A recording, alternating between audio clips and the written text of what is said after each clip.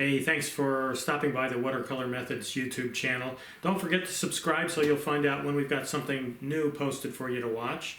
And maybe check out our website, watercolormethods.com, where we've got over 200 full-length, in-depth watercolor lessons and tutorials that you might like. In the meantime, let's take a look at this lesson.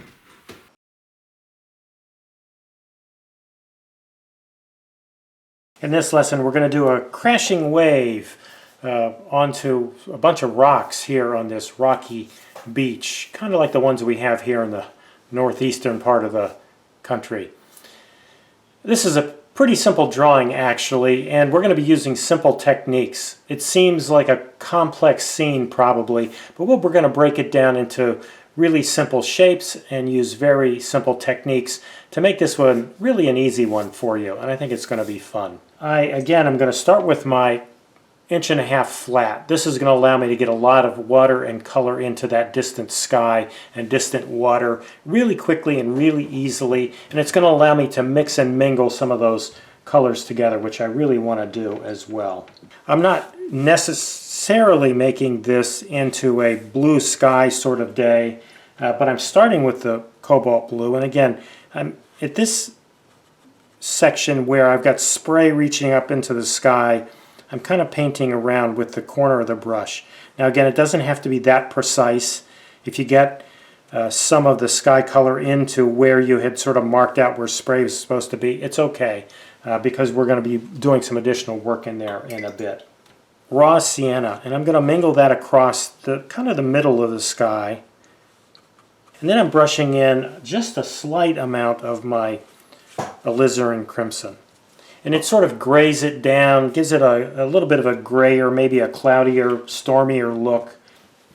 And what I'm doing now is blotting I've cleaned out my medium round, I'm blotting it a bit, and I'm running it into this area where there's mist and spray coming off of that wave. I'm softening the edges. It's going to cause some of that sky color to bleed down into the spray a little bit, but it's also allowing me to lift some of that color up and get back to closer to white paper and get a really soft edge where that wave is crashing up. There's kind of mist and foam coming off of it, and it makes it look quite right. This is another little layer of cobalt blue. It's very wet. That in kind of at the top. I'm going to work it through that spray and then again blot up, pick up some of that color that I just actually ran through that bit of spray. There we go. We have a little bit more color in the sky now, which we don't need it too dark, but I did want a little bit more than we had there. I'm going to use that for my distant ocean water. Just a little bit. You can see I'm just really trying to follow that edge that I have back there. You can see it's sort of feathering out, which I didn't want. This edge back here that represents the distant horizon where the edge of the water meets the sky really needs to be horizontal, straight, and quite flat, quite a straight edge. If it isn't like that, we lose the illusion that that's actually the horizon line back there. That's where the distant ocean meets the sky. You can see there's a little bit of and you might be saying to yourself, why are you putting blue on those rocks? Well, if the rocks are wet, then they're going to be a little bit reflective. And by getting this layer of blue on there, as well as into this water area over here to the left, and a little bit over here to the right as well, we establish a little bit of an effect that will help us later, showing that there might be some reflective quality on the top of those rocks. And I'm going to get some of the alizarin crimson down in here in what it will really be these darker vertical sides of the rock to start getting some of those grays and browns that'll be on these rocks later. Now again, this is nice and wet, very wet and wet wash, and it's just starting to establish some color and value in those areas. And over into this watery area. And again, I'm letting it mix and mingle in a way that, again, might seem frightening to you, but this is really the way to handle watercolor. It's meant to be handled with a lot of water, very fluidly, to retain its looseness and its transparency. And I'm going to start actually with the side of the brush, and I'm going to make marks that are kind of dry brush marks, like this. And notice that I'm working the brush in this sort of direction. I'm starting at the back and working forward, hoping to get the sense that there's water crashing over that rock from the back. And when I get back into the top edge here that's a little farther away from us, I'm really getting that color a bit lighter, as if again there's mist from that wave that's obscuring that rock itself. I'm going to do the same thing on this one here. Same sort of stroke, this kind of diagonal stroke starting at the back and working down towards the front. And again, that helps us see that there might be water and foam crashing over the back of that wave. Now it's nice and wet. I'm cleaning my brush. You can't see it, but you can probably hear it. I'm going to blot it really well with my rag, and again I'm going to soften these edges. Let the edges soften so that the rock, at this edge anyway, sits down in that foamy water. And then even along the back, same thing. I think I'm going to switch to my small round. A little bit more precision on it.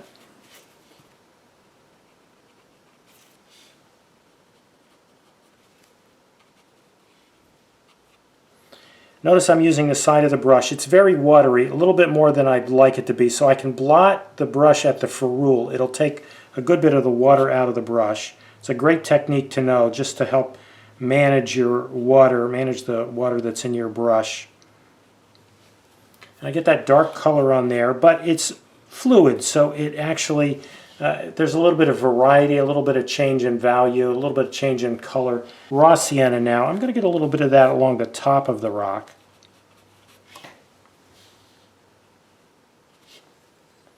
And then again with the side of my brush, I'm going to try to get a little bit of texture, kind of rough edge looking stuff right along that part of the rock. I'm going to do the same thing on this one. I'm going to try to leave more of this blue layer showing so that it appears that we've got some reflection on the top of that rock. And then there's a mark here, hopefully you put it in, that sort of shows some water running down from water that maybe was laying on top of the rock, or is a wave coming in from behind and is running down over the front of the rock. Those kind of marks look very real. This is much drier color, and I'm trying to use that to get, again, some textural look, rough look on the rock without a whole lot of effort. That's what I really like about actually that technique, and to a large degree this medium, because it allows you to do that. I'm doing it now in these horizontal strokes, try to make it look like there is some area on top of the rock that's shiny, that's got some water sitting in there, and it's shiny and reflective. And those would be really the horizontal surfaces of the rock. Get a little bit of that on some of these surfaces, lighten it up a little bit, show that maybe there's some light striking from the right. I don't know really where the sun is in this sky, but it doesn't matter that much. And let's start actually with this rock here that's kind of a little bit in the distance. Again, I'm going to leave some of that blue showing on the top of the rock for now. With this dry color, I'm able to show some rougher edges like that. And again, with the side of the brush, I'm going to blot really well so there's hardly any water in the brush. And again, show some of that horizontal work. There we go. Same thing on this rock. Same thing. This is the vertical side of the rock. We're seeing it from the back, and we're really seeing a lot of the vertical sides. I do leave some of that mark there. Again, it looks like it's reflective, like there's some water sitting on that part of the rock and it's reflecting the sky above. And I'm kind of working along down below the contour that we drew here. I'm working away from it, about 1/4 of an inch away from it, to show that this is actually the vertical side. And again, with horizontal strokes this time, try to show that there's some of that reflectiveness going on the top of the rock. And continue with that horizontal effect. dragging my brush. I'm not getting as much of the dry brush here as I wanted, but can touch it up a little bit. And again, working away from this contour because I want to show that this is the horizontal top of that rock.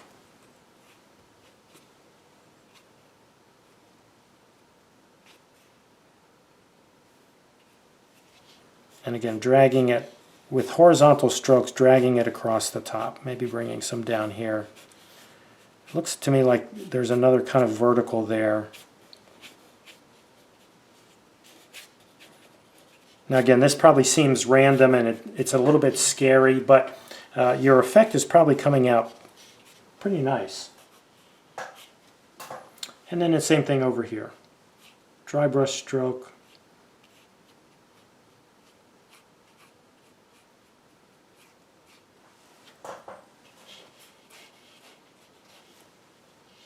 Again, if the light is coming from the right-hand side of the painting, then certain parts of those waves to the left would actually have a little bit of shade on them. So with some very light touches of mostly cobalt blue, there's a little bit of alizarin crimson in there as well.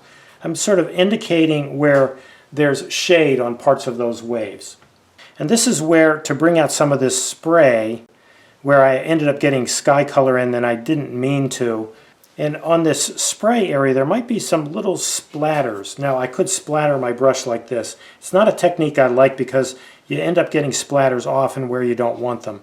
But if I do this very carefully, I can get a little bit of dry brush mark up in here, which will help us again see that that wave is really has crashed in. There's spray coming off of it where it has hit those rocks. I say this a lot in these lessons, don't overdo it. Get a little bit of that in there and just leave it alone. And I'm going to soften this edge just like we did earlier in the sky. Soften this one as well, and here. A little bit more of that color over here to show the shady part of that wave. I'm actually going to bring it down into the sort of the front part of where that wave is curling over right there. You can see that's very light, and it's going to dry even lighter, so it really is still going to look white, but it's going to look like the shady part of a white wave. And I'm going to get it up under this wave. And again, I'm working now with some dry brush, or the side of the brush, to try to get a little bit of dry brush texture in there, to show where it's really dark under the curl of that wave. And again, you don't have to do much of that. And again, I'm doing quick dry brush sort of marks. Maybe here as well. And again, less is more. You don't have to do a whole lot of this. That we're saying is out there in that wave is going to be here as well. So let's get some of that in. This is a pretty wet wash of it. I'm going to work carefully around the top edge of this rock. I think it might be a little damp, but it should be okay.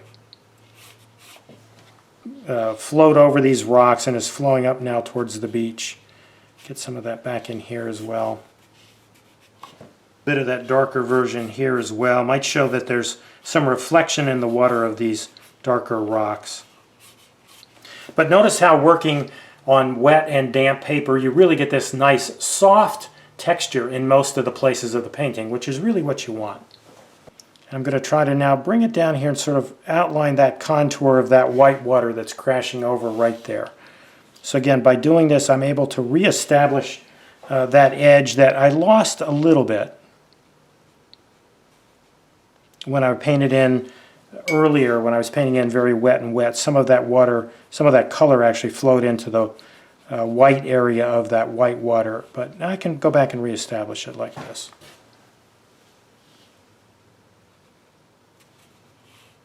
And I'm going to overlap it onto these rocks a little bit to show some of that water splashing in and maybe is a little bit shady. There we go. Version of it right off the palette, and put that in. I can show where there's a bit of a wave, or a couple different waves of that white water rolling in here. Here we go. At this point, just really trying to establish these darker vertical faces of these rocks.